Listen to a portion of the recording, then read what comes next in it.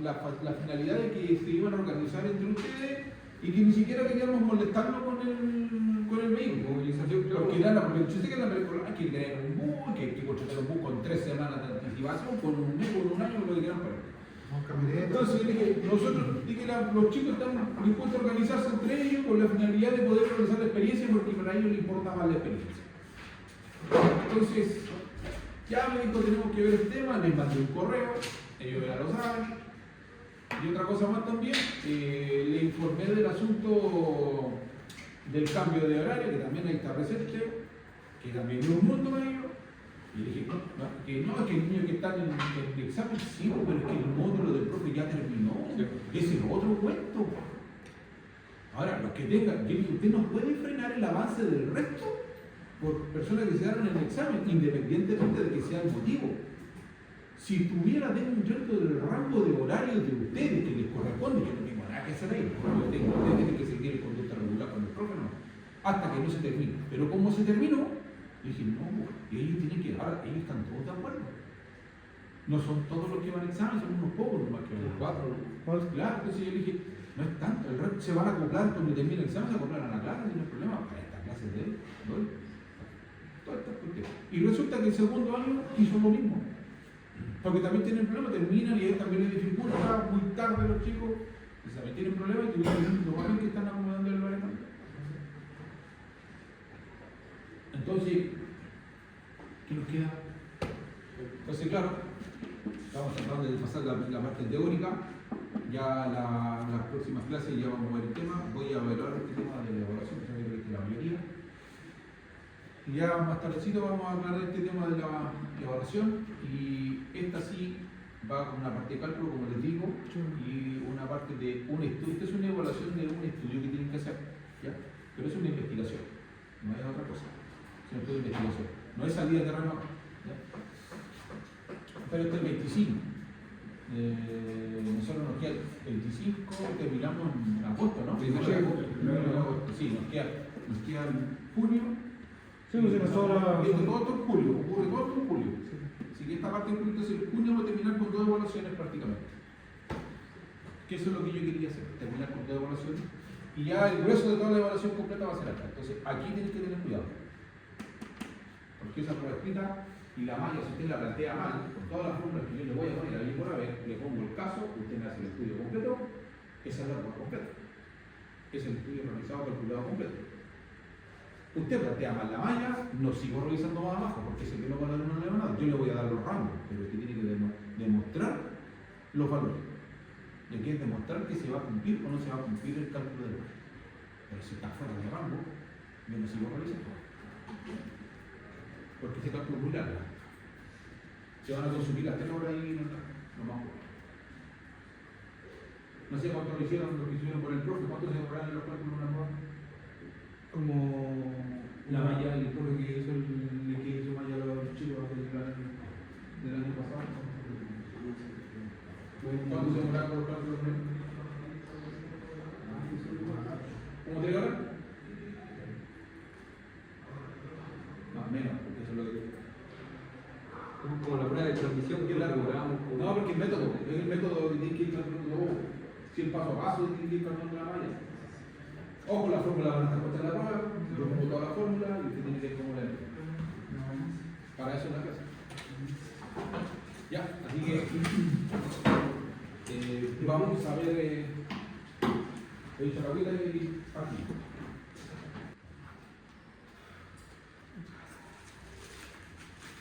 Ya,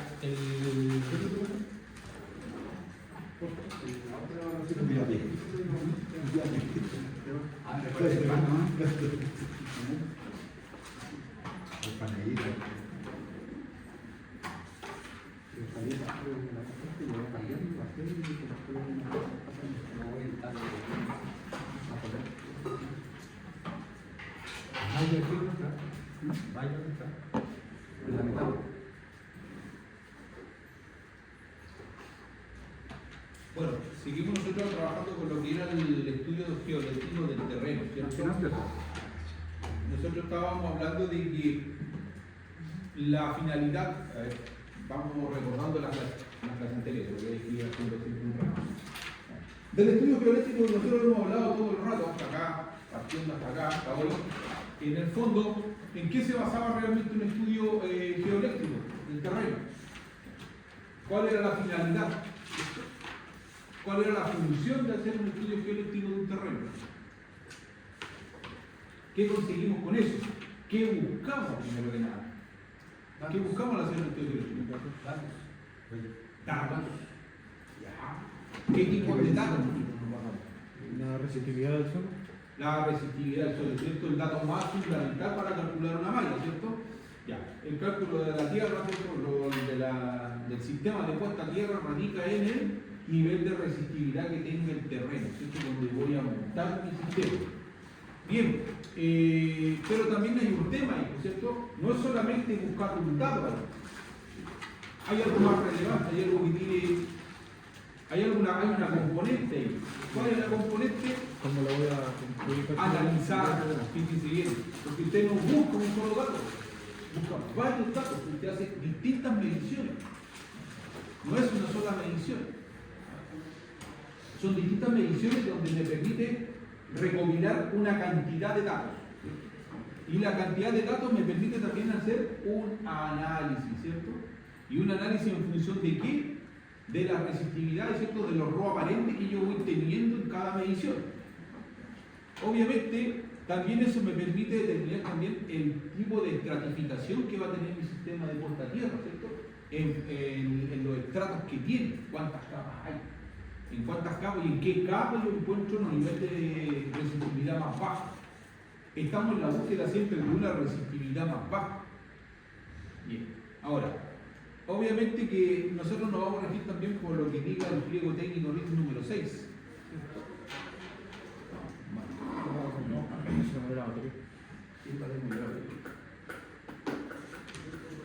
Ya, ¿cuáles son los fundamentos de esto?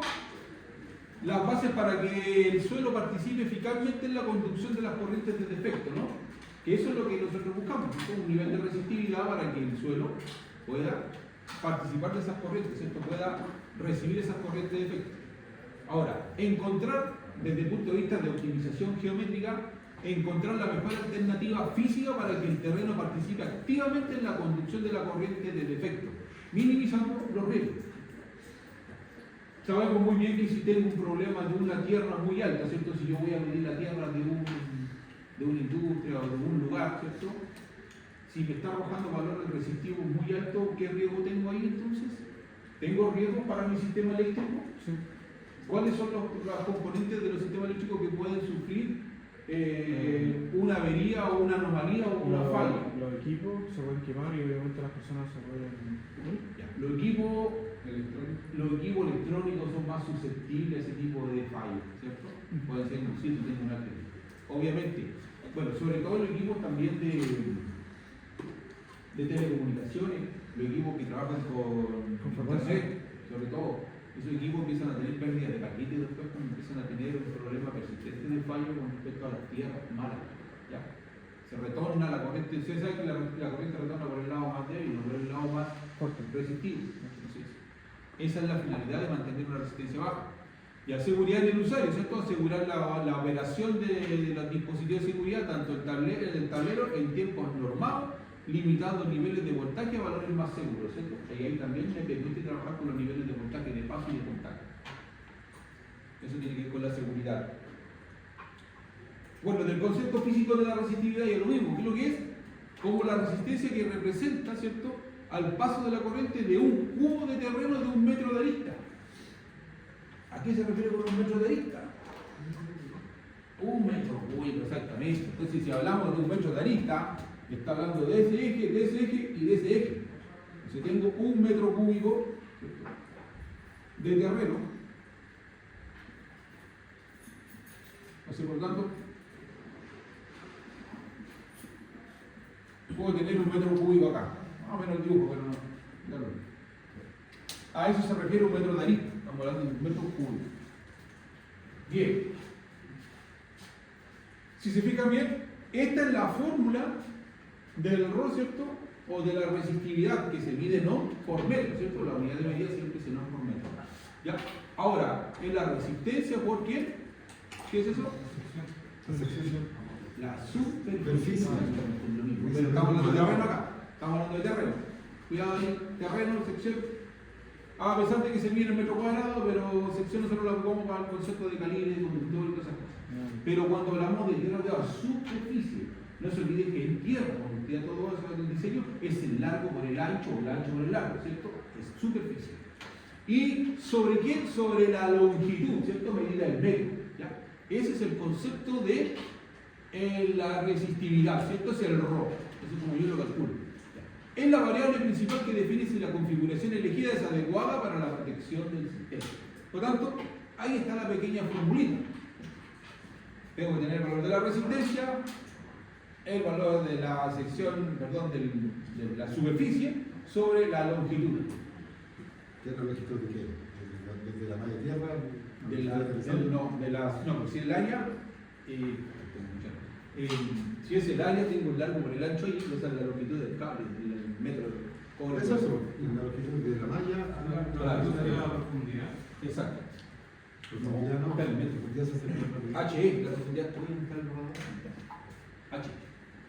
Bien, los factores que determinan realmente la resistividad, ¿cierto? En primera instancia, son la naturaleza del terreno, ¿cierto? La humedad también del terreno, la humedad juega un valor preponderante ahí, es importante. Juega un rol que tenga una tierra un poco más húmeda y una tierra más seca. Sí juega, exactamente. Tiene un valor, tiene una importancia ahí. Bien, entonces habla de que la naturaleza del terreno tiene mezclas de arena, de arcilla y de roca. Obviamente la arcilla típica varía entre 40 y 70 ohms por metro. El nivel, estamos hablando de niveles de resistividad promedio, ¿cierto? Mientras que el granito alcanza hasta 50.000, parece que se me dice. 50.000 ohms o 50 ohms por metro. No claro. Bien. Entonces, con respecto a la humedad, 50.000, ¿cierto? Sí. Ya. La humedad, el estado higrométrico influye notablemente. Al añadir agua, la resistividad disminuye drásticamente respecto a la condición seca. Sí, por eso que se ha explicado que una de las prácticas que se hacen normalmente cuando se mide el terreno, y no me están dando los valores mediante y les echar agüita al pozo, hay que humedecerlo un poco para ver si el instrumento me logra hacer la bajada un poco de él, o logro ver alguna variación. Ese es un tema que se hace en la práctica. ¿Ya? Tengo que conseguir que a veces el instrumento no me arroja mediciones. Entonces tengo que echarle agua para ver si aparece alguna medición determinada. Porque también tengo que determinar que la tierra también se pudo haber cortado abajo, no lo sé.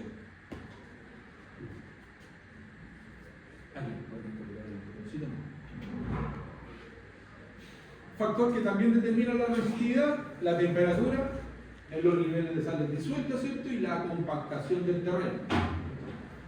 Bajo 0 grados la resistencia aumenta rápido por la formación de hielo aislante, ¿cierto? Y obviamente sobre 0 grados empieza a disminuir, a aumentar la movilidad iónica. Bien, eso sí pasa. Si tengo mucha nieve, eso también me genera un efecto de deshielación. Las sales disueltas, a mayor concentración de sales, hay electrolito, ¿no? Y mejor conducción. El agua disocia sales en iones que transportan electrones. Sí, efectivamente, una de las que también, me lo enseñaban algunos maestros de la vieja escuela, andaban siempre con una botellita con salmuera, lo que fue cuando iban a hacer mediciones, y de repente le metían un poco de salmuera a la malla, y la dejaban un rato, y después se iban, y hacían lo que tenían, después volvían y medían, y ahí obtenían valores. De la vieja escuela lo tenían maña, por montones para arrojar resultados. Y otra sería la compactación del terreno. Mientras más compacto tiene menos aire entre partículas, facilitando la conducción a través del líquido contenedor. Sí, por supuesto. Ahí también el aire, habíamos hablado que en una parte de la clase anterior, que el aire también generaba un cierto grado de dilatación. Ya. Bueno, con respecto al sondeo eléctrico vertical, ¿cierto? Hacia abajo, que es el tipo de sondeo que hacemos nosotros, hay mediciones, configuraciones, ¿cierto?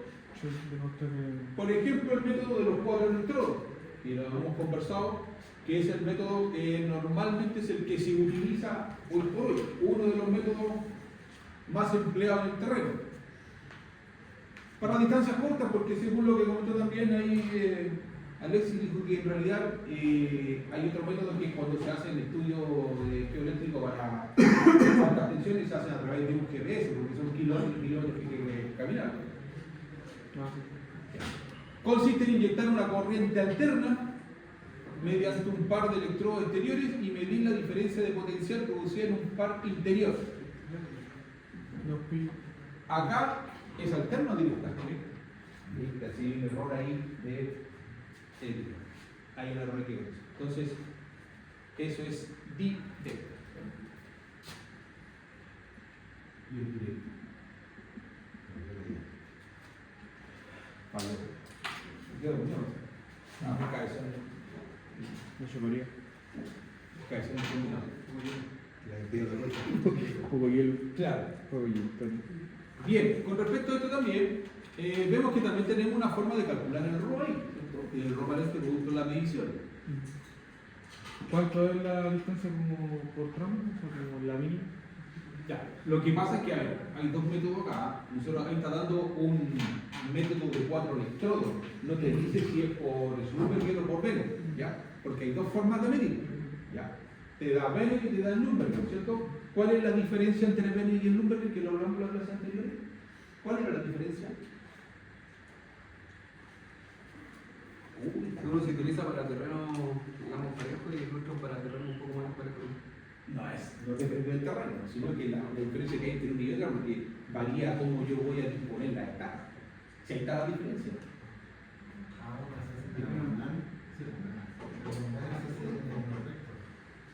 No es que uno se haga diagonal, lo que pasa es que el método Benner siempre las estacas van en línea, no hay variación entre las estacas, ¿cierto? Por lo tanto, si yo tengo 4 estacas de manera horizontal, van todas en la misma línea. Y usted se fija bien que cuando mostré una imagen de que el hijo cuando tiraba la wincha, ¿cierto? O el persómetro, tiraba el persómetro y alrededor del persómetro iba sacando las medidas, y las medidas, ¿qué pasaba con las medidas? ¿Eran todas equidistantes o eran distintas? En Benner son equidistantes, son todas la misma medida. Entonces, eso es el método de Benner. Pero si yo pongo el Schlumberger, ¿qué pasa ahí? Puedo trabajar de la misma forma, pero hay 2 estacas que se mueven. Exactamente. Entonces ahí cambia y puede variar la estaca. Entonces yo puedo colocar la estaca así, yo puedo medir así y puedo medir de otra forma también. Puedo medir en diagonal, y puedo ir buscando los valores, pero a través siempre de esta estaca. ¿Y tiene la misma medida de separación o puede variar la medida de separación ahí? Básicamente. ¿Se da cuenta? Entonces, cuidado, porque eso tiene que tener usted internalizado. O sea, si yo voy a un terreno, yo tengo que tener claro bajo qué método puedo medir el terreno en primera instancia. Obviamente que cuando estoy en la búsqueda de datos, yo persigo el dato, entonces tengo que ir experimentando con los datos. Si no me están dando datos reales, o sea, datos que no me compensen mucho, tengo que empezar a emplear otro método también. En ese método sí, si bien las distancias son distintas, pero igual tienen que seguir siendo iguales las distancias entre las dos barras. ¿Entre datos? No, entre la que inyecta la corriente y la que mide la potencial, por ejemplo. Mira, hay 2 barras. Sí. Por ejemplo, Este, si. pero cuidado, voy a poner. Este es P, Sí. P1, P2, y este es C1, este es C2. O sea, por ejemplo, si la C1 yo la tiro 5 metros y entonces me queda 5 metros de la P1, la otra también tiene que estar a 5 metros de la P2. ¿Para qué método? Para El Schlumberger no puede ver. Schlumberger. El Schlumberger sí. Las 2 tienen que estar siempre a la misma distancia. Ah, ya. Estas 2 siempre, estas No, 2 no no. varían. Las dos de que uno. Exactamente. Estas 2 tienen que estar siempre a una misma Sí, distancia. pero- Desde el punto de un eje Sí, central. no, sí, eso, sí, claro. Pero como yo estoy variando la otra, por ejemplo, la C1 la tiro 5 metros, entonces me va a quedar a 5 metros de la P1. Sí, puede La variar. C2 igual tiene que estar a 5 metros de la P2. Se puede acercar esta y esta, que inclusive esta. Por eso, en el Schlumberger esta puede quedar cerca o puede No, quedar alejado. sí, pero a lo que voy es cuando yo la alejo, y la alejo a 5 metros. Sí. La otra igual tiene que estar Tiene a que 5 estar metros. así. Ah, ya. No es que aleje una a 10 metros y la otra la tenga a 3. Siempre a la misma distancia. Exacto. Ellas 2 se mantienen a la misma distancia. Las que van a variar son las de los extremos. Eso es todo. En Benner no. En Benner todas quedan igual. Yo las mido igual. Si yo en Benner digo, ok, estoy midiendo horizontal, no, ya, tomé los datos. Perfecto, capté los datos, lo anoté. Pero ahora yo digo, no voy a medir horizontal, voy a venir en vertical. Entonces pongo la misma distancia también en vertical. Todas van en la misma distancia también. Si voy a hacer ahora en diagonal van todas en línea. A eso se refiere Bender. No se separan de una y otra. Poner nombre, poner número. Si estas están a 2, a 2, a 2, y ahí queda. 2, 2, 2, son todas esas distancias. En Bender. El Lumberger, esta puede estar a 2, entre esta y esta 2, pero esta puede estar a 5 y esta puede estar a 5. Esa es la pregunta, mira. Si esa está a 5 y esta a 5, esas medidas tienen que ser iguales. Sí, las de afuera sí. Las de afuera de ese. ¿Cierto? Sí. Sí, pues, por ejemplo, no puedo colocar una a 10 y la otra a 5. No. Ahí sí. ¿Los extremos tienen que ser iguales? Sí, pero me refiero a que no son equidistantes con una de No, con porque respecto a con la el de centro adentro. No, las de acá por afuera se pueden ir alargando. Bien, vamos avanzando. Y aquí vemos la del Lumberger, que si se fija ahí, hay un punto medio, ¿se acuerdan que le hablaba del punto medio? Se separa. Y ahí, entre ellos dos, se hace una separación a la misma distancia. Dice ahí, los electrodos de potencial permanecen fijos simétricamente respecto al centro, mientras los dos de corriente se trasladan. Eso es lo que queda moviendo. O sea, los dos de corriente los va a trasladar. Ya. Entonces aquí me da la fórmula para calcular por el ρ de Schlumberger. Esto es SSH, es el ρ de Schlumberger. Entonces, por lo tanto, N, ¿esto?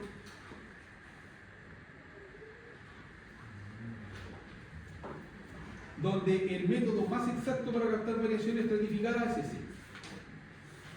Entonces, es cuando yo tengo muchas variaciones en el terreno, voy a tener que usar el Schlumberger.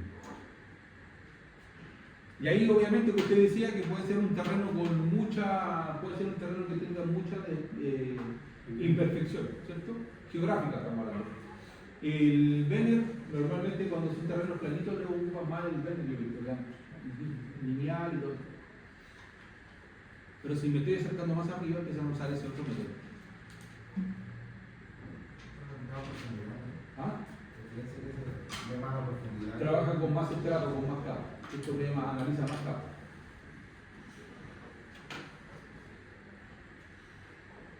Bien.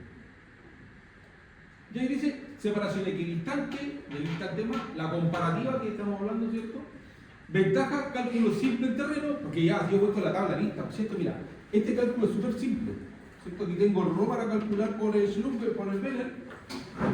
Entonces, terreno yo llevo mi tabla hecha con este cálculo, la fórmula, la representa y la calculadora, y voy calculando y voy dando la dotativa a través de la medición que voy teniendo de los terrenos. Entonces, por lo tanto, este que está acá es lo mismo. Entonces, el ρ es igual a 2 veces pi por la separación y por la resistencia que tengo yo, ¿cierto? Me va a dar un valor resistivo. Ese valor de resistencia lo multiplico y eso me va a dar el ρ. Ahora, la ventaja cálculo simple en terreno, desventaja requiere mover los 4 electrodos cada muestra. Entonces, claro, ¿es más trabajoso? Sí, porque tengo que mover los 4 electrodos pues. Saco los 4, los tengo acá, ahora cuidado, los 4 de muestra. Significa que ahí, ¿qué pasa cuando mido ahí? Si yo estoy cobrando por eso, ¿qué pasa ahí? La HH sube, ¿no? Sí, pues. Sí. Se gana, claro, se gana más platita, pero hay que trabajar. Es más larga. Sí. Bien. De hecho. Listo. Pero ¿qué pasa con el Schlumberger? Los electrodos de potencial son fijos, entonces me da la fórmula que está acá, pues yo con esta fórmula hago esto. Entonces, para el Schlumberger, ¿cierto? Es pi por la resistencia, ¿cierto? Por la separación, por n, donde el factor de n más 1. ¿Cuál es la ventaja? Menos personal requerido, y lo que estamos hablando, y mayor precisión en estratificación profunda, lo que usted decía específicamente, de la profundidad. Ahí analiza más la estratificación de los niveles de estrato que tiene la Tierra, o sea, las capas. El Schlumberger, de hecho, más preciso, obviamente, que Bender. Pero Bender, a ver, ¿cuándo utilizamos Bender realmente? Seamos más prácticos. ¿Cuándo aconsejamos utilizar Bender en vez del Schlumberger? Cuando requiere una malla más elaborada, una malla menos elaborada. Cuando el nivel de potencia es menos, cuidado que tenemos que, cuidado con la malla, ¿cuándo se torna más compleja una malla? ¿En función de qué usted cree que tiene que tener mucho más cuidado con el cálculo de la malla? ¿Con la potencia? Exactamente, porque estamos viendo la potencia. ¿Por qué? Porque a grandes potencias, ¿qué pasa? Tenemos que tener cuidado con los despejes de los fallos. Y los fallos también pueden ser altos. O sea, nuestra malla tiene que tener mucha más precisión. Pero cuando hablamos de potencia baja, ojo, no quiere decir que yo digo, no instale una pura barra y terminó, sin un trabajo de 100 cabezas, ¿hasta dónde? No, y tiene que tener cuidado con eso. También tiene un grado de complejidad. Pero yo me refiero en comparación a ambos métodos de utilizar. Dependiendo del terreno, yo puedo utilizar Vernner y con Vernner puedo obtener ciertos datos, ¿no? Con Vernner me sirve porque, ojo, dice ahí, cálculo simple del terreno. Yo ya puedo ir diagramando mi malla si es una pequeña malla. Sí. Ahora, el Lumberger sí lo puedo hacer, saco los métodos, pido capa, estoy bien. Pero aquí es en función también del terreno y la potencia que yo puedo usar. Bien, efectivamente, ¿cuáles son los procedimientos para el sondeo eléctrico vertical? El CEP, el famoso CEP. Hay un eje de medición, ¿cierto? Elegir la línea recta sin obstáculos importantes. ¿Cuál sería un obstáculo importante para nosotros si estamos en terreno? Un muro. Una quebrada, un muro, ¿cierto? Una roca sólida también, si esté atravesada de roca y resulta que tengo este terreno, no tengo que seguir midiendo. No puedo. No me va. Si no hay para las nubes la medición. Y la separación, ¿cierto? En L, secuencia normalizada y longitud, perdón. Y te anda dando de la secuencia normalizada la separación de 0.60, 0.80, 2 metros, 1.6, y así sucede hasta 50 metros, ¿no? Pero cuando usamos 50 metros, cuando estamos hablando de mallas grandes, analizando más terreno. Y empezamos a buscar, bueno, de hecho, no solamente más terreno, es cuando empezamos a buscar los valores. Porque se nos puede ir alargando el tema.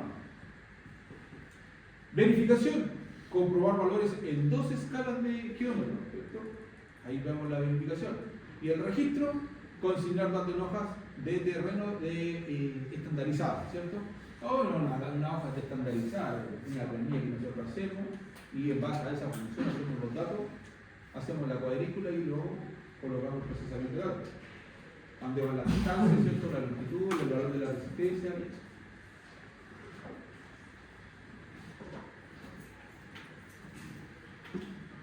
¿Cómo interpretamos los datos? ¿Cierto? Que estamos ahí con una interpretación de estratos, perdón.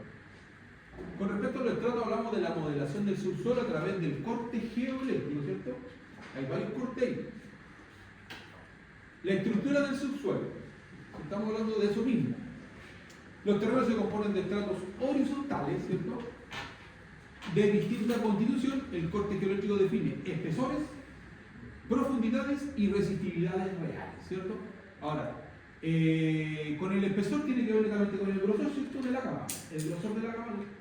Luego, la profundidad, ¿cierto? A la distancia al muro de la cama, ¿cierto? Y por último, tenemos la resistividad real que tiene que ver con el valor intrínseco del material.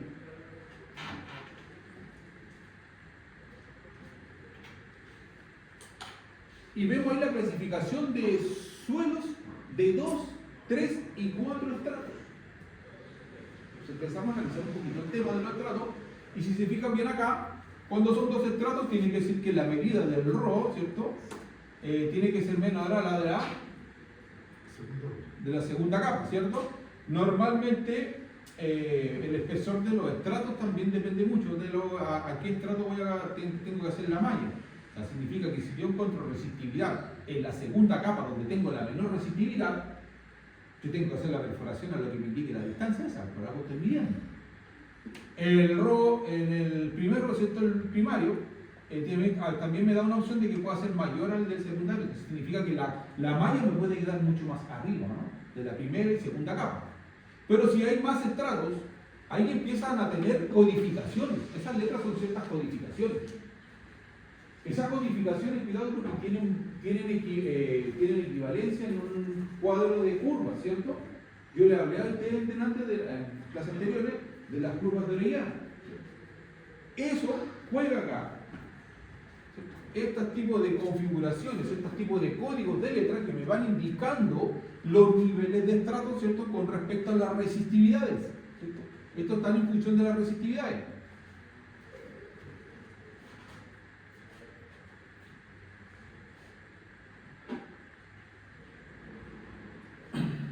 Con el corte de las 4 capas, ¿cierto? Vemos ahí que se designan combinando símbolos de 3 capas, como por ejemplo estos que están acá, ¿cierto? Ese es el HK o el QH, que sería el HK y el QH. No, ahí. Ahí sí, el HK y el QH. Ajá. Entre estas dos combinaciones, ¿cierto? Bien. Para ojo, 4 tras 2. Los puntos de quiebre, identificados por el cambio de sentido en la curva de terreno logarítmica. Se le da y después se va para arriba, esos son puntos de quiebre. Y en análisis matemático, un corte de n capas puede, 2 elevado a n menos 1, clasificarse en uno de 2 tipos posibles, ¿cierto? Y aparecemos con las famosas curvas representativas de esos tratos. Esas son las curvas representativas. Y ahí aparece lo que yo le había hablado en unas clases anteriores, ¿cierto? Las famosas curvas patrón, que yo les decía. Esas curvas patrón se llaman, son creadas por Orellana y Moore. Método de interpretación más exacto, ¿cierto? Consiste en comparar la gráfica de terreno con un set de curvas teóricas precalculadas. Bueno, nosotros el sábado hicimos el ejercicio de tirar una tabla, la hicimos con el software y el software nos puso una curva específica en base a esas mediciones tomadas, a las cuales nosotros después deberíamos compararlas en qué nivel de estrato iría ese nivel de resistividad. Ahora, si se obtiene un calce perfecto, la estructura del terreno es idéntica a la teórica en cuanto a resistividad y espesores. ¿Ya? Entonces, me tengo que basar en estas curvas patrones que tiene cada una. Tengo que calzar esto. Ahora, ¿cómo se hace? ¿Cómo se hace eso? ¿Cómo yo calzo la curva calculada, la curva de terreno calculada versus la patrón? ¿Cómo yo especifico en qué estrato está?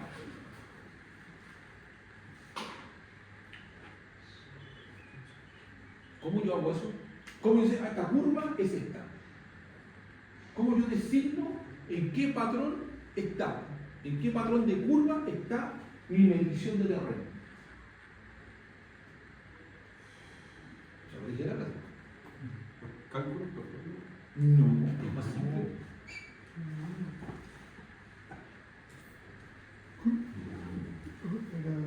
Voy a hacer eres una pregunta para que me están echando a correr la imaginación, no tienen ni idea. No, si era más simple. Bien, superpuesta, pues era eso, porque usted ya la tiene hecha, pues, que no la puede comprar así, ¿cierto? Se superponen una sobre la otra, porque tiene que ver el calce perfecto entre una de estas que son patrón, pues son muchas.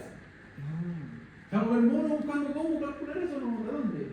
No, por eso que se llama por superposición. Entonces la superpone y calza, y hace el calce de la curva suya con respecto a la curva patrón. Y ahí recién determina en qué nivel usted tiene su resistividad.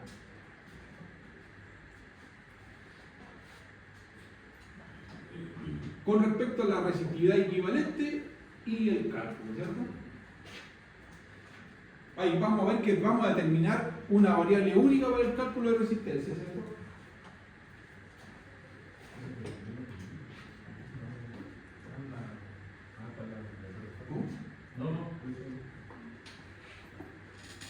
Bueno, ahí aparece un criterio, ¿cierto? El criterio de Jacobs y Burgos, ¿cierto? El criterio de Jacobs y Burgos dice modelación del electrodo, que dice que propone que una puesta a tierra se aproxima a un prisma metálico recto, obviamente, y este prisma puede aproximarse por un semi-elipsoide. Obviamente, dice acá, las n capas se reemplazan por una única capa equivalente para el cálculo de la resistencia de la tierra. Entonces, claro, cuando usted hace el calce, ¿cierto? Cuando usted hace el calce de la curva, lo que hace usted es determinar por medio de esta curva la capa representativa de todas las que usted midió. O sea, en el fondo saca un ρ equivalente. ¿Se entiende? Porque usted va a tener múltiples mediciones, ¿no? Múltiples ρ. Va a tener distintas medidas. Va a tener distintos ρ porque ¿cuántas mediciones en promedio dijimos que era bueno sacar? 15. 15 en promedio, ¿cierto? Entre 12 y 15 algunos dicen, entre 12 y 16, otros dicen 15, 12. Por lo menos 15 es bueno, una buena medida para obtener ya una curva más o menos perfecta, una curva más o menos terminada. Si hago menos de eso, mi curva no me va a alcanzar para poder hacer el calce con la otra, si ese es el tema. ¿Ya? Tengo que tener una curva más o menos terminada. Resulta que cuando yo hago eso, logro calzarla, entonces tengo claro cuál sería mi curva equivalente para que calce en el cálculo de Burdo y Jacob. Que calce acá, porque acá me está preguntando, las n capas se reemplazan por una única capa. Eso es lo que me está diciendo él cuando yo aplique ese cálculo.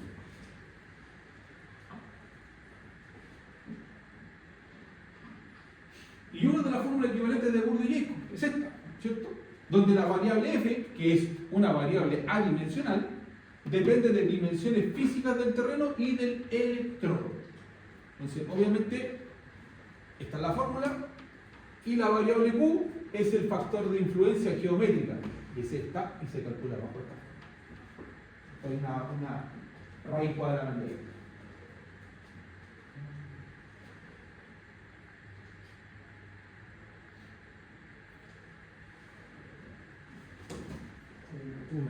Casi.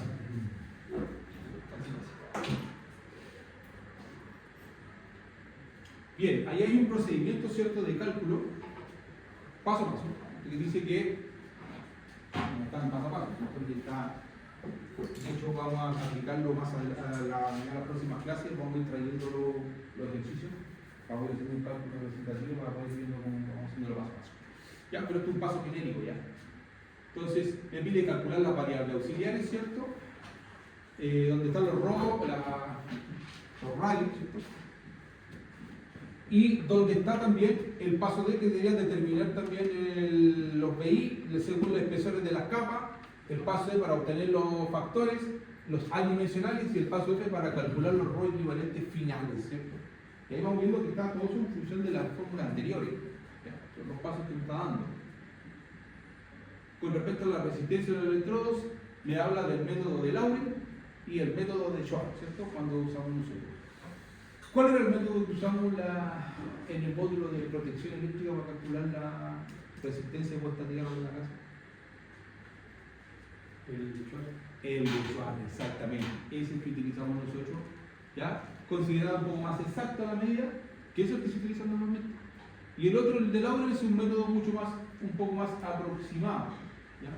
Utiliza el radio equivalente y largo total del conductor. En cambio, el otro incluye constantes de cabo unicados basadas en la geometría profunda. Ahí empiezan a entrar otras constantes.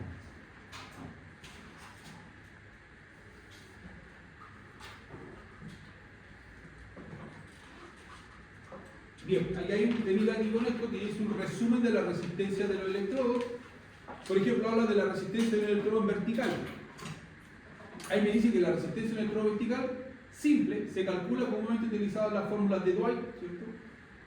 O método equivalente donde la resistencia depende principalmente de la resistividad del terreno, longitud del electrodo enterrado y el radio del electrodo. Es el que utilizamos normalmente para medir una barra tierra de una casa. Entonces, aquí es uno de los más utilizados, ¿cierto? Que es el que está acá y que se multiplica por el logaritmo natural que entra en juego.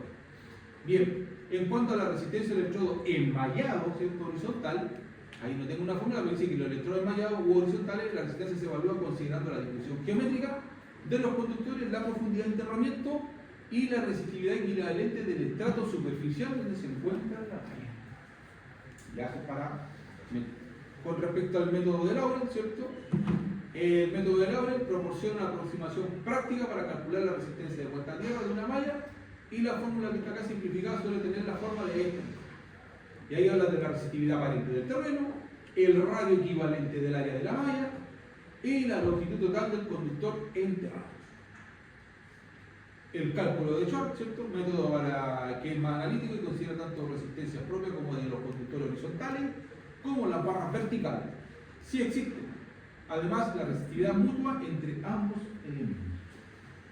Y la fórmula de Jacob, resistividad equivalente al terreno, esa se utiliza para determinar la actividad equivalente de terrenos estratificados de 2 o más capas. Ahí me método Jacob, cuando estoy analizando ya con capas. No se olviden que, a ver, no confundir los métodos de medición con el cálculo, cuidado, porque a veces se presta para eso. Como son tantas fórmulas, es muy difícil, es muy fácil que me confundan. Entonces, cuidado. Si estamos hablando de Venn y Schlumberger, estamos hablando de métodos de medición. Si estamos hablando de Dwight, de Laurel, de Schwartz, ¿cierto? De Wood y Jacob, estamos hablando de cálculo. Esos cálculos los vayan a tener juntos, para que no se vayan confundiendo.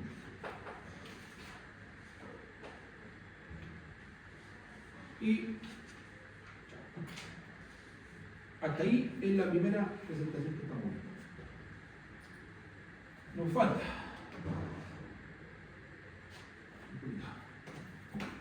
Vamos a la otra.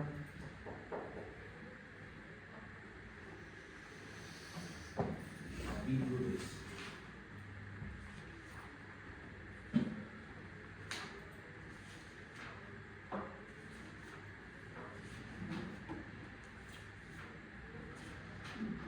Y ahí hablamos del análisis, ¿cierto?, de los métodos de cálculo de Schwartz y Laurel por los electrodos verticales, material y unión y medición y mejoramiento de la resistencia, ¿cierto?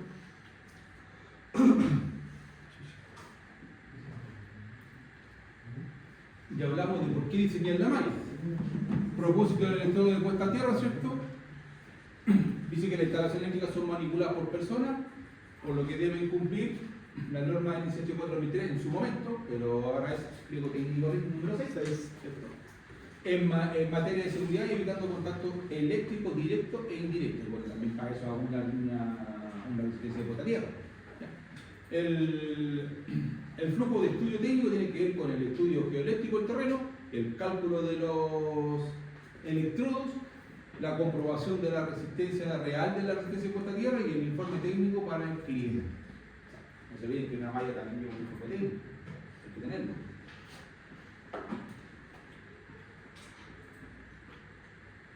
Con respecto a la norma, bueno, para solucionar y disponer del electrodo de malla de tierra tenemos que tener en cuenta la calidad del suelo, ¿cierto?, los parámetros eléctricos del sistema y la superficie del terreno disponible. Sí, este es un tema muy relevante también porque son casos que yo he escuchado en la práctica también y que he visto este tema. Que hay un tema porque sí, juega cuando tengo poco terreno y resulta que tengo que implementar un sistema de puesta a tierra y a veces ese terreno que es muy chico tiene una demanda de potencia muy alta. ¿Qué tal? ¿Cómo estamos con una potencia de 300 kilowatts? ¿Es alta o baja? Alta. Alta. Y resulta que si tengo que diseñar la malla y no tiene patio, es un balcón gigante, sí. No hay patio más que el estacionamiento que tiene ahora. Es complicado hacer cosas de una malla, ¿no? O tendría que romper yo el piso. Ya, y el cliente va a estar de acuerdo que le rompa el piso y después cobrarle por un millón de todo. Houston tenemos un problema, no es lo grande, pero es una pega buena. Pero ¿cómo lo hago?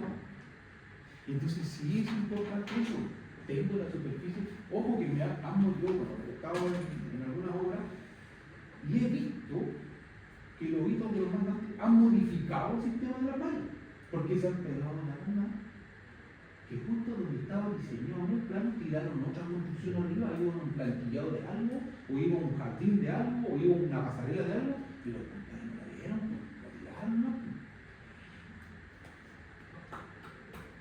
Y te dicen, no, pero acá no va la malla. Sí, a veces sucede. Entonces sucede que esto sí es importante. Entonces yo como electricista, obviamente lo primero que salto, me pasan los planos y digo, ¿qué van a construir acá? ¿Y dónde lo van a construir? Mira, no sé, aquí está la construcción. ¿Dónde va la malla? Primero pregunto. Ya, pero la malla está en qué lado, acá, está al lado del poste, donde está la tabla eléctrica. ¿Y qué vaya a construir a la tabla eléctrica? No me voy a tirar un comedor para el viejo. Entonces esas cosas usted las tiene que aclarar antes. Cuando le digan, no, si la malla no va a ir ahí, bueno, no. ¿Y qué pasa? Usted está esperando que le den cancha para abajo. Sí. ¿O no? Es ahí donde viene la famosa comunicación por los hilos y los tantos viejos que están arriba. Y hay que estar aclarando todo para la manera porque hay que usar las modificaciones de acuerdo al plano, porque esto tiene que modificar el plano. ¿Ya?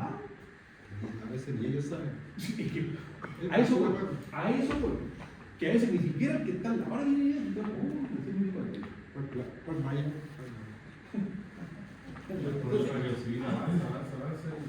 Es que ahí viene lo que hemos hablado muchas veces entre todos, porque la mayoría trabajan en el rubro. Entonces, viene que ahí viene la pelea con el civismo, porque te agarras con el viejo. Y no me avisaste, eso no es mi problema, viejo. Mi viejo tiene que avanzar. Están intentando meter y meter el hormigón, ¿cuándo maté la malla? Y no te preguntaron porque tampoco, uno, no te programaste para hacer la malla. El viejo avanzó. Esas son las cosas que uno tiene que cuidar. Bueno, y son cosas que ocurren comúnmente en la obra, no es anormal. Es comúnmente que me voy a ver enfrentado, por eso yo tengo que tener cuidado con estas cosas, sobre todo con el nivel de potencia que estoy manejando, que voy a instalar. Obviamente, yo lo primero que me agarro al tiro, la malla, ¿dónde va? Y al tiro empiezo a preguntar, ¿dónde va la malla? Acá al tiro, ¿qué va a hacer este viejo acá? ¿Qué va a hacer este viejo aquí? ¿Qué va a hacer? ¿Usted qué va a hacer? ¿Usted va a tirar? ¿Dónde va a cementar? ¿Van a hacer un radial acá? ¿Van a hacer esto acá? ¿O es tierra suelta? ¿O qué va a hacer? ¿Esta es tierra baja aquí? ¿Qué va a hacer? Aclárame por favor el panorama. Plano. Sí, pues, comprarlo en mano. Plano. Oye, ¿se está comprando en mano de los unos planos? Unos planos que copiar y pegar. Ahí es. Me tiene que es un viejo de la casa, vayan lo mío. Pero sucede de verdad, en la obra sucede. Es más común de lo que uno cree. Ya, vamos a ver. Las barras de hormigón armado como electrodo. ¿Qué pasa con los electrodos ahí? ¿Qué pasa con los edificios? Ahí estamos los edificios. ¿Qué pasó? Se acepta el uso de barras de hormigón armado, Como electrodo. de zapatas y vigas de fundación de edificios como electrodos de tierra siempre que se cumplan las siguientes condiciones mínimas. Ahí viene el famoso amarrado o la equipotencialidad de todo el sistema, de toda la estructura. Entonces, cuando usted empieza la estructura del edificio completa, se hace así. Pero ahora la pregunta es que yo, cuando tiro el conductor de cobre del nudo por entre medio de eso, ¿cómo lo uno? ¿Con alambre? ¿Con prensa? ¿Con soldadura? No tiene la soldadura, una malla con la relación fierro. Entonces, ¿qué sucede ahí? He visto prensas de alambre, con alambre no te lo van agarrando, he desayunado de gato y de aquí. Sí, pues sí, ¿qué va a hacer? Si te la fabrican ellos mismos, una tubería te la abren y después te la apretan, te la prensan no y te la dejan ahí. O alambre. Nunca he ponderado alambre de construcción y te lo van amarrando ahí. Eso es lo que pasa acá. Entonces, tiene que tener una longitud total de las barras de una o más barras mayor o igual a 15 metros. Profundidad de enterramiento mayor o igual a 0,75 metros, como mínimo. Mínimo 16. Diámetro mínimo de las barras mayor o igual a 10 milímetros. El diámetro mínimo de la barra ahí, usándola como barra de tierra. Las uniones por ¿ah? Sí, pues sí, los edificios más grandes. No, pues los ves todo lo que está diciendo. Sí. Uniones por soldadura de alto punto de fusión, la unión entre las barras embutidas en el hormigón y entre estas y su conexión al exterior se harán mediante soldadura de alto punto de fusión, la soldadura oxiacetilénica y la soldadura por reacción exotérmica. O sea, puedo soldar de las dos formas el cobre a la barra, de las cuales sabemos muchas veces que no se rompe, le meten alambre para que estamos con cosas. Y nomás, vos dale nomás porque hay que hormigonar. No te importa, ¿qué te importa vos si eso va a quedar hormigonado? La casa no es tuya. Sí. Llegó el camión, cagamos. No, ¿qué es? Si viejo, vos sale de ahí, deja la cuestión de ahí nomás, ya, tírale el hormigón, no hay que pasar. Bueno, que no se muere. Ah, sí, terrible maniobra. Esto lo tiene todo su ley. Ah, lo tiene todo así. Que no me llegue. No,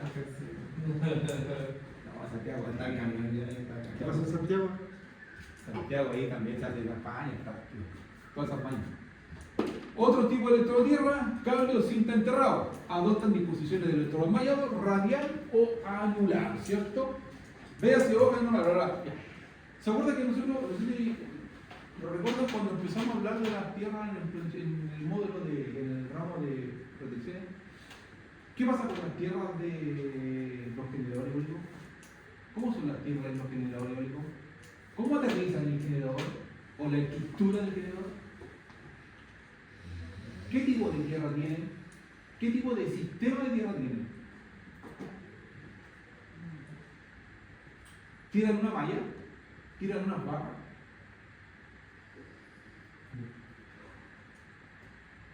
¿Nunca se ha preguntado cómo aterrizar un generador eólico? Sabemos que un transformador le hace una malla, ¿cierto? Ya lo tenemos claro, un trafo, malla y un generador eólico. Sistema solar fotovoltaico, malla, ¿cierto? Listo, malla. Pero el generador eólico. La potencia de Mayo. ¿Ah? No, el sistema de conecta una malla de tierra física de baja impedancia. Así es. Pero ¿cuál es el sistema que tiene? Sí, no, Es una forma anular que utilizan lo mismo. Es la circunferencia. ¿De cuánto es el diámetro de la base de un aerogenerador?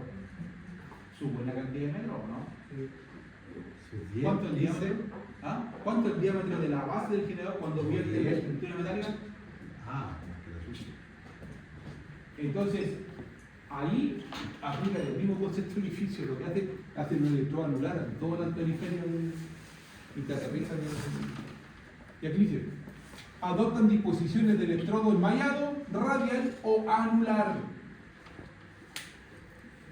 Radial, ¿cierto? Pero los otros, anular, ¿cierto? Es la circunferencia completa, el perímetro. Por eso miren que mientras más largo el electrodo también, más me ayuda a la resistencia, a bajar la resistencia. Entonces, ¿qué haces? Te lo aterrizan ahí. Porque imagínate poner una malla en todo el sector y poniendo malla al lado de cada edificio, de cada torre. Vamos a ver mono. ¿Ah? Hacer un alrededor. Sí. Anular. No tan- Toda la no ventana barra- de periferia. Con un cable. Fusionadas con Claro, cable, sí. cable, pero alrededor. Sí. En todo el perímetro, en todo el perímetro. Es una buena cantidad de metros. Po. 50 el radio. Sí, po. ¿Y cuánto es el diámetro de la base del aerogenerador? ¿De cuánto es el diámetro? ¿Serán 15 metros? Más. Yo digo que más. Más. Porque he visto excavaciones gigantes. ¿Ah? 35 metros. El diámetro. 35 metros. Ya. Ese es el diámetro. Ya tu número ¿Cuánto es el no sabe. perímetro? Ya tu número no sabe. Son más de 35 metros. Imaginen un conductor de más de 35 metros. ¿La pata que sale?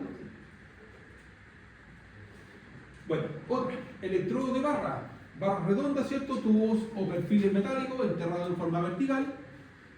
Si se requiere más de una barra, la distancia entre ellas será como mínimo el doble del largo de cada una. Es lo que vimos en los cálculos anteriores, ¿cierto? Cuando vemos en malla acá. Si voy a instalar dos barras en una casa, normalmente si tengo una barra de 1,5 metros, la segunda viene a 3 metros. Eso es lo que me está indicando. Si estoy instalando una barra de 1,5 metros, la otra que está acá va a ir a lo mismo, va a ir a 3 metros de profundidad. Esta barra mide 1,5 metros. Entonces la separación entre ambas tiene que ser de 3 metros. Es el doble de oro. Cuando yo instalo dos barras. Y si instalo 3, siempre el doble de la misma. Entonces la tercera sería a 3, esta también sería 3, entonces esta quería 3, 6. Voy instalando paralelo, en forma paralela. En el fondo son barras en paralelo. ¿Qué va a pasar cuando voy incrementando las barras? Entonces tiro otra barra acá. Si esta está a 3, esta también queda a 3 metros. Por lo tanto, entre estas son 6 metros. En el fondo lo que estoy haciendo, ¿qué pasa cuando estoy instalando barras en paralelo?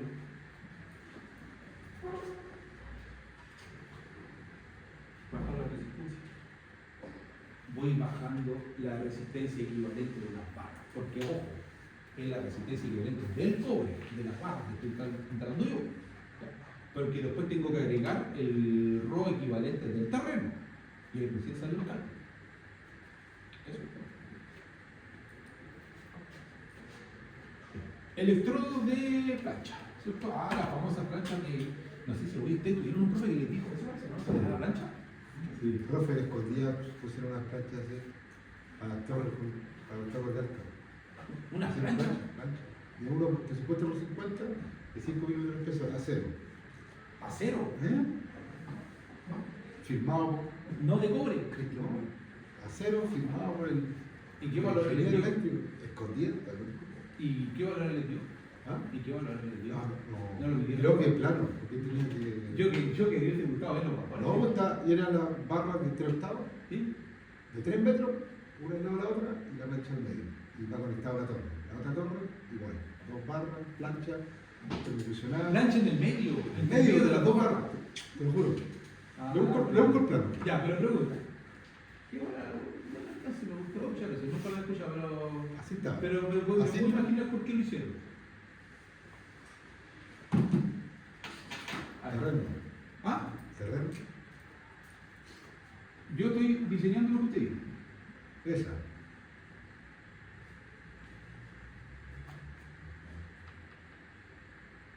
Claro, pero la barra está separada por 1 metro a la plancha.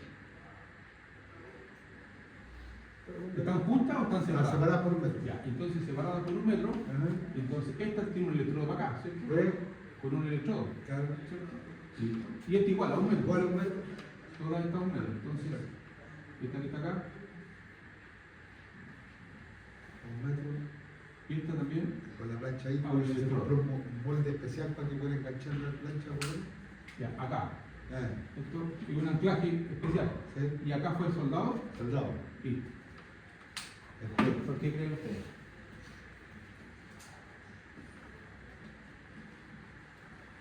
Hay un caso hipotético, es pura aplicación, eso. ¿Por qué creen que lo hizo? Si lo mismo lo hicieron. Profundidad. No, ¿A cuántos metros lo hicieron? no poco, eran 60. 60 centímetros, superficie, la primera capa La prácticamente. primera capa la plancha. La plancha es 60. Ya, pero el electrodo fue enterrado, ¿de cuánto era el electrodo? De 3 metros. De 3 De metros. 3 octavos. 3 octavos a 3 metros. Así. Así en calidad. Para empezar con eso. ¿Por qué?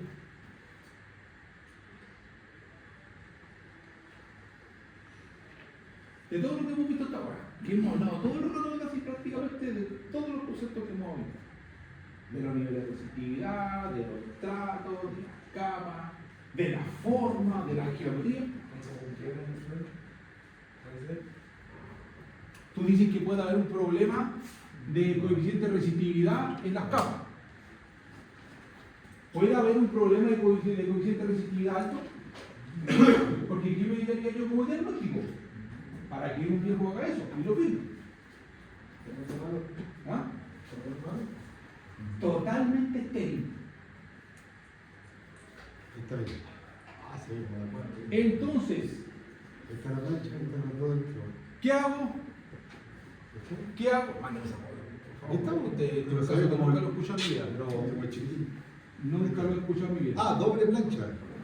En la torre de conexión, una plancha a una torre, después la de paso, 2 planchas, y la de terminación a la subestación, 2 planchas. Entonces, Esas técnicas son muy buenas. Esas cosas son buenas escuchar. Ya, pero que tengo que entender primero yo técnicamente qué está haciendo el viejo, güey. ¿Y por qué lo está haciendo? ¿Por qué le tienen que aplicar a ustedes los consultores, los profesionales? Acá hay que comprender por qué. Si hablamos de que dijo él, dio un primer tip, terreno malo, perfecto. Sí. Es común, ¿cierto? Estamos hablando de minería, cerro. Puro cerro. De Calabria. sí, no sé. Entonces podemos encontrarlo fácilmente con un terreno totalmente resistivo y también estéril, por supuesto, sin valor, prácticamente. Entonces, si yo le metí una placa de acero, ¿para qué le meto una placa de acero entre dos barras?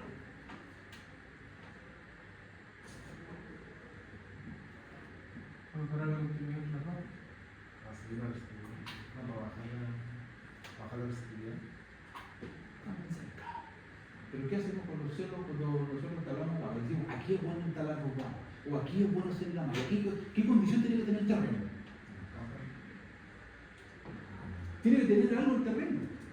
Una resistividad, o sea, ¿verdad? Minerales, y lo hace Sí, bien. una resistividad baja. Mineral conductivo, el terreno tiene que ser conductivo. Y eso es lo que se llama. ¿Qué significa? Que tiene que tener una componente mineral, una componente salina, ¿cierto? Que la hablamos, hay un cúmulo de cosas que tienen que estar ahí. Pero resulta que si le estoy metiendo una barra de acero, ¿qué le estoy haciendo al terreno? Lo estoy haciendo conductivo. Conductivo. Si le estoy metiendo una barra de mineral, ¿qué hago? ¿Lo trataron con alguna sal igual? ¿O simplemente lo tiraron? Con el geo. Sal y hierro. hierro. Lo que hicieron, lo que hizo este viejo es hacerlo conductivo, nada más. Porque el terreno era un terreno muerto. Tiene que haber sido muy mal y tenían que imperiosamente hacerlo de una forma. Métele la sal y métele el hierro. De ahí sale un aprendizaje. Por eso me llamó la atención lo que él dijo el caso. Y dije, ya, por eso lo hicieron. Pero ojo, eso lo firmó, pero tuvo que haber un informe técnico. Si no, tampoco dirán, ay, jefe, se me ocurrió esto. Me lo enseñaron en el ayer. Mentira. ¿Se entendió lo que pasó? Entonces, si yo lo hago, tengo que buscar la forma. Si me encuentro con un problema, tengo que salir del problema. Si esa es mi pega. Aquí lo contratan a uno, lo resoluciona. No hay problema. No hay problema, no para afuera. Bien. Y hablamos del electrodo con plancha, que es lo que dijo, ¿cierto? Que hablamos del famoso electrodo con plancha metálica, que puede ser corrugado o lisa, enterrada en forma vertical, dimensión mínima recomendada, 0,5 metros, 1 metro, 4 milímetros de espesor, ¿cierto? Separación mínima entre planchas de 3 metros. Caso con la torre de la plancha así. Aquí piden diamantado. ¿Ah? Diamantado piden. Sí. Diamantada. Diamantado. ¿Cuántas planchas por lo mínimo puedo usar? No sé. Nunca he usado ese método. No, pero es que hablan de las planchas verticales y creo que le instalaron una plancha de cobre, esas delgadas. ¿Dónde está la- Ven ahí. Esa ahora horizontal. Horizontal, sí. Ahora, entre electrodo, plancha, electrodo. Sí, por eso digo, si ahí está el dibujo, la hizo horizontal. No. Ya, otros tipos de electrodos, y me dicen, conductor de cobre en cimiento, que eso lo vimos, conductor de cobre desnudo, sección mínima 16 milímetros cuadrados, ¿cierto? Longitud no inferior a 20 metros, no inferior. Colocado a lo largo de los cimientos de la construcción, ubicado en la parte más baja del cimiento y cubierto por un mínimo de 5 centímetros de altura. Las pilas. Ustedes saben que acá en este edificio hay una malla puesta y hay un transformador, ¿cierto? ¿Saben de cuánto es el transformador que hay abajo? No. ¿De cuánto? 350 cargas. Más de 60, más de 350 cargas. 350. Y me van a creer que tiene una malla de 2 o 3.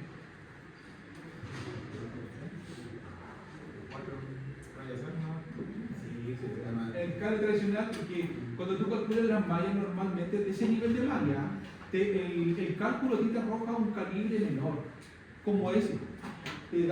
Siempre te tiende a arrojar un cable de 16 milímetros cuadrados aproximado a 2 AWG. Ya. Sí. Pero te dicen, cuando después terminan los cálculos, siempre te dicen la sugerencia, no ponga 2, ponga 4. Te dicen, por sugerencia, instala al final 4 AWG de cobre tenudo. Súbele más de eso es lo que dice. A una máquina. Obvio porque tiene que aguantar los cortocircuitos. ¿No? Si lo dejo muy al límite, también puede pasar que también si tengo un cortocircuito muy seguido también puede ser, no sé cómo funcionar después el sistema, también puede ser que también se empiece a repercutir en la unión. ¿Qué pasa con la corriente alterna? Tiene una particularidad. La corriente alterna sobre la continua llega a cero. ¿Ah? Hay momentos donde llega a cero. No. ¿Cuál es la particularidad de la corriente alterna? La señal, estoy hablando de la señal de la corriente alterna. ¿Qué trae consigo esa señal? ¿Ah? Una frecuencia. Una frecuencia, ¿podemos decir esto la obligación? Entonces, ¿por qué cree usted que después le dicen los tableros? Parte de las cosas que se dicen mucho en faena también, parte de lo que se hace también en mantenimiento de tableraje y todo eso. ¿Qué hace el viejo aparte de ir a mirar el tablero? Se queda mirando y dice que está bonito. ¿Qué tiene que hacerle al tablero? Parte de la mantención. Revisar la inflación. Revisar la relación. ¿Ya? ¿Qué otra cosa más?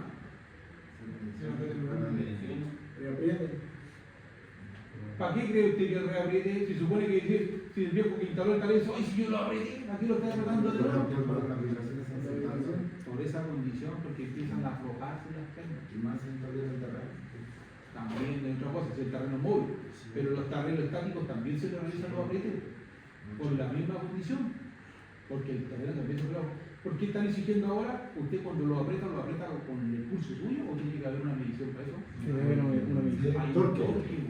Ya, si tengo que meterle un torque, ¿qué tengo que fijarme entonces? ¿En qué cosa me fijo meterle el torque? En la medida que entrega el fabricante. O sea, si se dan cuenta, nada es al azar.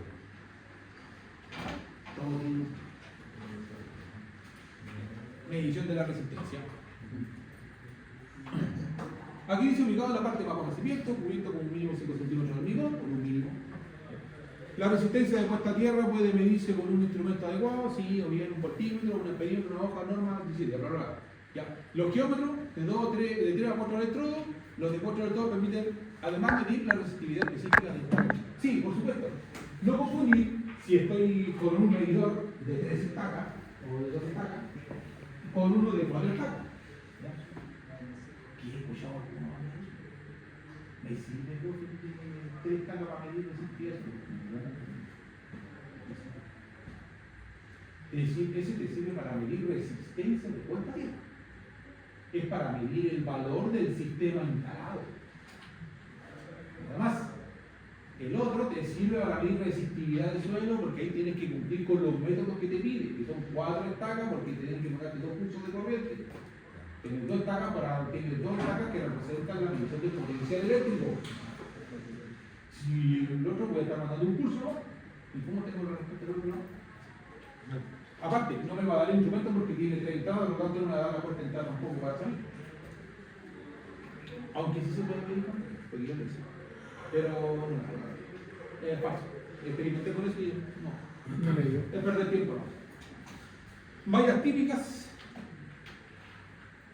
Diseño preliminar de la malla, ¿cierto? Primaria de la superficie. En las ecuaciones de resistividad equivalente, la superficie de la malla es el dato de partida que el proyectista ya debe tener definido. Obviamente, para mallas no existe una ecuación general que entregue la superficie. Esta depende del área disponible, del tipo de llave. Y obviamente, la experiencia del proyectista también es un juego, ¿cierto? Sí, porque yo creo que se la malla, que la diseño y todo esto. Va un detalle también de la malla, un claro detalle. Sí.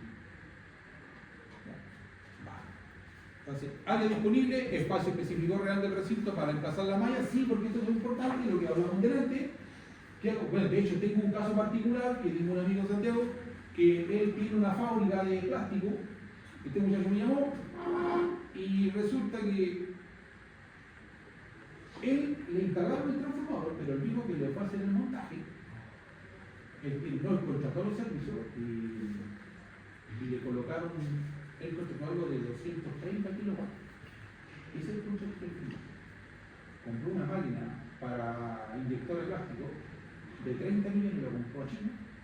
Llegó a la máquina, lo instaló, montó y resulta que cuando nuestro conversor se dio cuenta lleno, una cantidad de potencia en el lado, y ahí tuvo que empezar a moverse lo maritino para que le instalaran esa cantidad de potencia. Cuento corto. El problema es que el terreno y el local está ubicado en el centro de Santiago. Específicamente, calle Cobra. Por Cochrane, puro cemento. Puro cemento. Puro cemento. Sin patio. Porque cuando yo conocí el local, me hizo caminar. Pero caminé hasta el fondo y le dije, ¿y el patio? No se me mueve.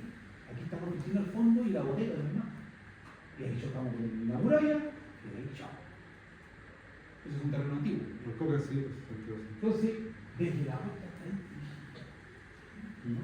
Y la verdad, yo le he buscado dónde cuesta meter la malla. No, me el dijo, Paseo Bullen. ¿qué hago, mijo? ¿Qué hago? Una serie 4. Venía el metro. Te salga un viejo de la llave capaz de ponerte la malla en el techo.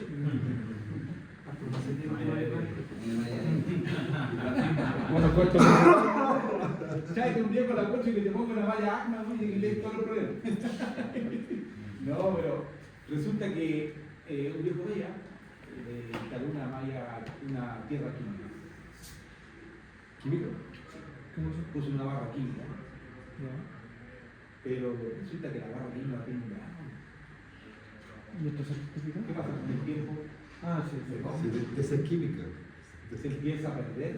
Ah, Sí, lo- es química. Se va el químico, claro. Se empieza a ir el químico. Y el electrón. Y no te dura tanto. Son unos añitos más que te duran. Me atrevo a decir que una barra química te dura menos de 5 años. Eso me atrevo a decir. Al menos en Santiago porque es más húmedo y llueve y el llueve. se va y el agua corre por abajo. Porque no se ve que Santiago es una cuenca que está en baja. Entonces el agua ocurre. Entonces, ¿qué sucede? Que ahora tiene agua. Bueno, se me ocurrió darle una solución más simple, que no se complicara, porque ya el sistema estaba hecho, le dije, amiguito, pongo una barra magnetoactiva y chao, amigo, no se complique más que ya. Y con eso soluciona el problema porque ya está funcionando. Si está aprobado los servicios y todo, le vayan a buscar el electricista. Firmó y todo. Son 100 nueve. Entonces, amigo mío, está, hágalo así. No, no, bueno, cubano, no, si no, me cae. Cubano, me cae, yo digo, puta que hay sufrido, cuando digo, te voy a ayudar. No, de hecho me sorprendió que fuera cubano, no pasa fuera de trabajo. Porque es blanco, rubio. Ah, yo pensé que Nunca era. lo había visto, nunca, de verdad, fuera de broma. Yo me imaginaba, yo no, si soy cubano, ay, ¿qué hacía acá? Y dije, oye, ¿qué te pasó con la corriente del niño de Drago para acá? Porque la balsa no llegó a Miami, digo yo, pues no sé. Se equivocaron de norte a sur. Claro, digo, no, a mí por viene de Estados Unidos. Ya. Cuento corto, entonces él tiene ese problema. Entonces, fijaos que el área disponible que él no tiene, claro, vienen ayuda a lo que hemos conversado muchas veces, que también he comentado algunas veces, si se están enfrentando a un problema determinado donde la malla también, no, a veces estamos en Católica, no se olvide que los edificios grandes, la malla va enterrada y va por hormigón y ya chao, no tenéis cómo arreglarla, ¿cómo la arreglar? No te van a dar autorización para picar el suelo del edificio, mira, ¿cómo la arreglo?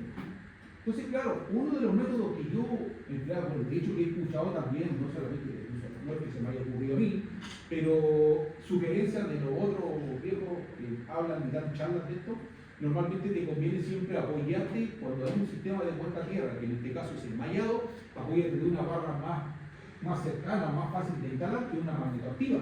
Hoy por hoy, más que una química. Yo creo que la magnetoactiva vino a reemplazar la química porque la química tiene menos durabilidad. Yo creo que va por ahí el juego. Pero la magnetoactiva me ayuda. Pero no se olviden que la magnetoactiva tiene la utilidad cuando está conectada. Es más útil. Ahora, cuidado, cuando yo mido la magnetoactiva y la mido desconectada, tengo que tener cuidado con los valores. Ahí tengo que cuidado, y el terreno. Pero también tiene que ver con el tipo de montaje que yo hago con la magnetoactiva, porque también tiene un requisito de montaje. No es tirar la barra, el trípode y echarle tierra o echarle cemento, chao. No, hay que cumplirse por requisito. Más que nada de condición de instalación. Pero sí se apoya porque resulta que cuando yo conecto la malla la tengo que conectar a la magnetoactiva o la magnetoactiva se tiene que ajustar a la malla. Y entonces tengo que buscar el acople. Normalmente se saca la barra de ahí, seguramente con la malla llegaría a un punto donde se unirán las dos y ahí estableceré la equipotencialidad, pero ayudaré a que la malla también vuelva a bajar si me está subiendo el nivel de resistencia de la malla. Entonces, es una de las aristas que me bota, una de las posibles soluciones que puedo tener en el momento cuando me voy a enfrentar a un problema más o menos grande. Ese es un problema grande cuando la resistencia de la tierra está mal. Y estoy teniendo fallo en los equipos. Mala de una magnetía y de tanto problema. Basta. Ahora, he escuchado también decir que han instalado hasta 2 magnetarios. Y se ha logrado bajar. No se olviden que ustedes cuando van acoplando mallas o sistemas de costa tierra en paralelo que va pasando, se va prolongando, ¿no? Y siempre va siendo la menor de la menor. Bien, tipo de terreno, resistividad del suelo según la naturaleza y la humedad, sí. Experiencia, criterio del proyectista en el dimensionamiento, por supuesto se requiere un viejo con experiencia, te cuento que vivido un poco más tema esto. ¿Ya? Para alguien primerizo, les recomiendo que siempre trabajen la base de los cálculos, lea mucho la normativa también y analice un poco más el terreno. A ver, cuando uno está partiendo en este cuento, no se traen los datos estadísticos viejos, acostúmense a ello. Vaya primero y convénzase usted. Cuando usted se convenza de lo que está haciendo, va a lograr solucionar más bien. No, este terreno aquí, este terreno allá no, y hasta que la informática vamos a ir diseñando la malla en función de los datos duros. No se pasen los datos de oreja. Ya, cuidado con la oreja, porque a veces la oreja no sirve de mucho. Conducen al error. Y a veces, por muy buena persona que sea el viejo te está hablando del otro lado del terreno, está al otro lado de la ciudad, al otro lado de la región. No, si instalas una valla así no te da. Y cuando instalaste la valla y no te dieron los valores, ahí acordate la mamá del viejo, ¿cierto? Pero el problema es tuyo, porque no hiciste la pega, nomás. Siempre echar la culpa al resto. Yo no fui a venir porque no quise, porque era mucha pega.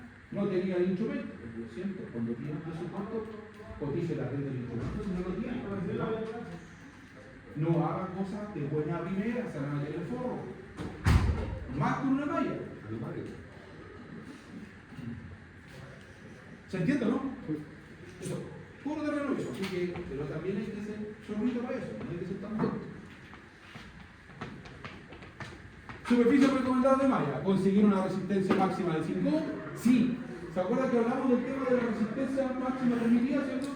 Ya, pero resulta que hay un tema. Recomendaciones de superficie de malla según la resistividad promedio del terreno, 50 ohm por metro, me da una malla promedio de 16 metros cuadrados.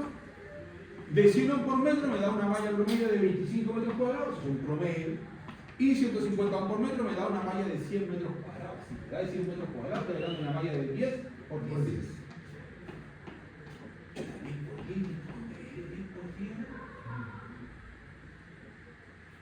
Ahora hoy en día, ¿para qué estamos con cosas? Seamos más realistas, ciertas cosas siempre hay que bajar en la realidad. ¿En qué construcción realmente me dan un pedazo de terreno de 10 cuadros para que pueda tirar una malla? ¿Es a dónde?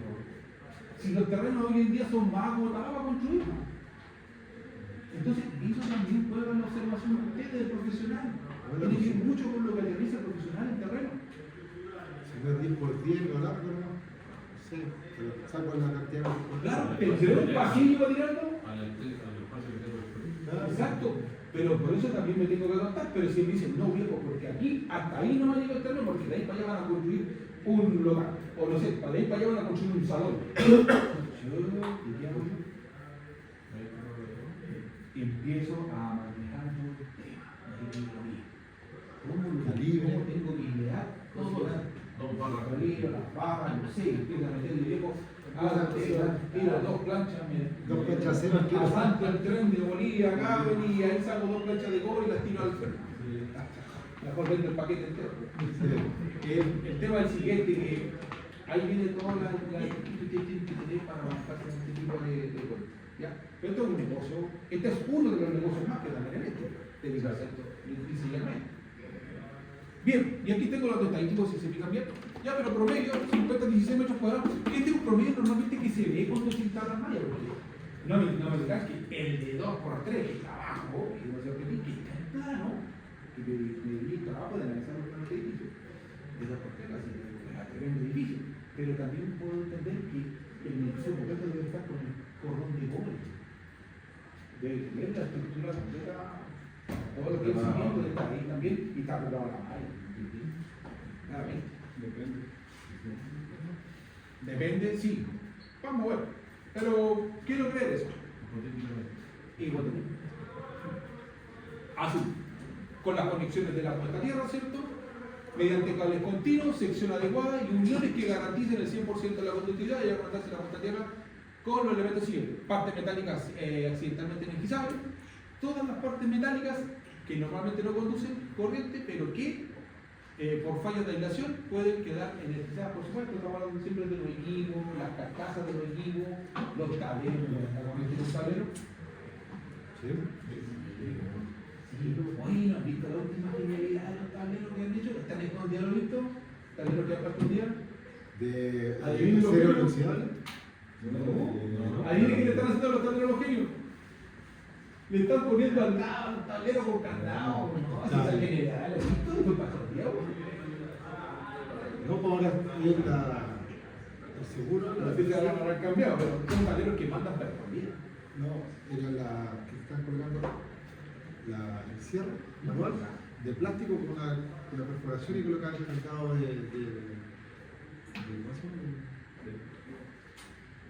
Acá hay una negra, de bloqueo. pues una negra, el año pasado, casi ¿dónde va? Estos viejos trabajan para esconder papeles para mi hermano y mandan esos tableros con el lado. Ustedes lo tienen en todas las máquinas por estándar, todo tablero No andaban normales, pues, y la verdad, usted cuando- ¿qué pasa cuando usted perfora el tablero? ¿Ah? Chao. Chao. ¿Qué pasa con el tablero con la pintura que usted, porque esa pintura tiene un dieléctrico, ¿no? Tiene un eléctrico, claro, si el viejo va a agarrar la corriente, pues. Sí, ¿qué te protegiendo? En el sentido común, ¿no? Ya, bueno. Cuento corto, eso he visto, esa genialidad he visto. Entonces me sorprende que tanta exigencia para tantas cosas, pero cosas tan triviales como esas. Claro, me pone, oye, ábrete el tablero y el tablero que hay necesario para el medio cohete. ¿Y qué pasa? Si el corazón femenino los 50 mAh no hace qué? Si por tan poquito se ha cortado. Paremos un poquito. Paremos un poquito, chico, para que no se quede dormido.